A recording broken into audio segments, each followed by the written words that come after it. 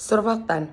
Surfaktan adalah senyawa yang menurunkan tegangan permukaan atau tegangan antarmuka antara dua cairan, antara gas dan cairan, atau antara cairan dan zat padat. Surfaktan dapat bertindak seperti deterjen, bahan pembasah, pengemulsi, bahan pembusa, dan pendispersi. Surfaktan biasanya berupa senyawa organik yang bersifat amfifil, yang artinya mereka memiliki baik gugus hidrofobik dan gugus hidrofilik.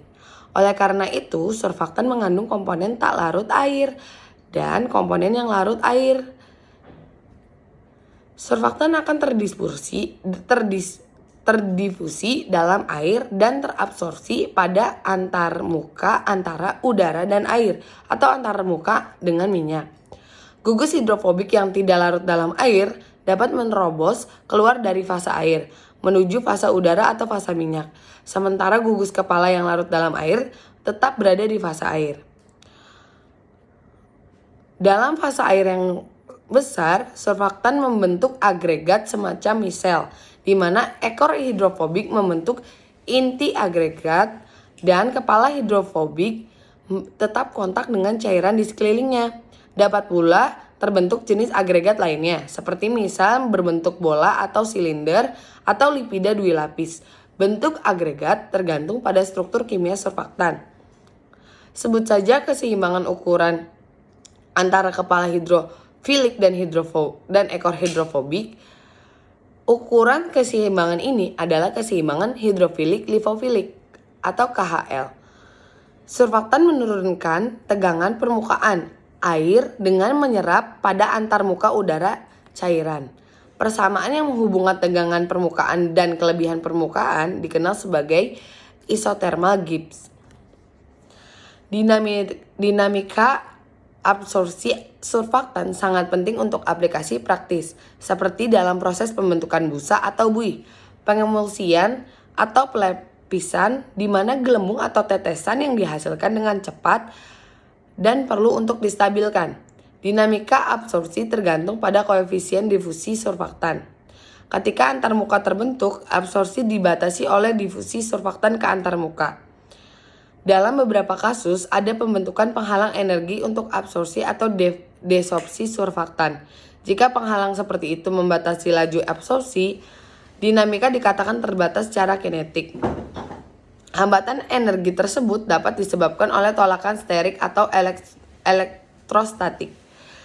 Reologi permukaan lapisan surfaktan termasuk elastisitas dan viskositas lapisan memainkan peran penting dalam stabilitas busa atau buih dan emulsi. Tegangan antarmuka dan permukaan dapat ditentukan dengan metode klasik seperti metode tetesan bandul atau tetesan berputar.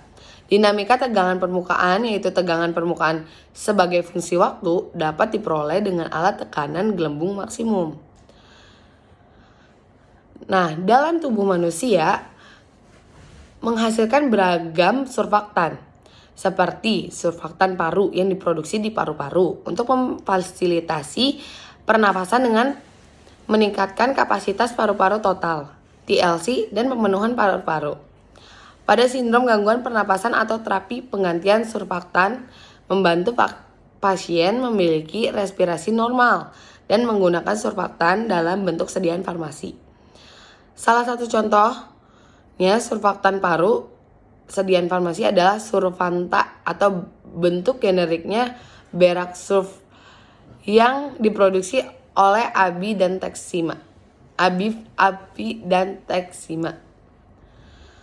Aplikasi surfaktan. Produksi global surfaktan per tahun adalah 13 juta ton pada tahun 2008. Dan pada tahun 2014 lebih dari 33 miliar dolar Amerika Serikat. Surfaktan memainkan peran penting sebagai zat pembersih, pembasah, pendispersi, pengemulsi, pembentuk busa, dan pengawal busa dalam banyak produk dan aplikasi praktis, termasuk contohnya deterjen, pelembut kain, emulsi, sabun, cat, perekat, tinta, anti kabut, lilin ski, lilin snowboard, penghilang tinta, dan kertas daur ulang. Dalam flotasi pencucian dan proses enzimatik, obat pencahar. Selain itu, Formulasi agrokimia seperti herbisida, insektisida, biosida, dan spermisida, dan produk-produk perawatan pribadi seperti kosmetik, sampo, gel, kondisioner, pasta gigi, dan lain-lain.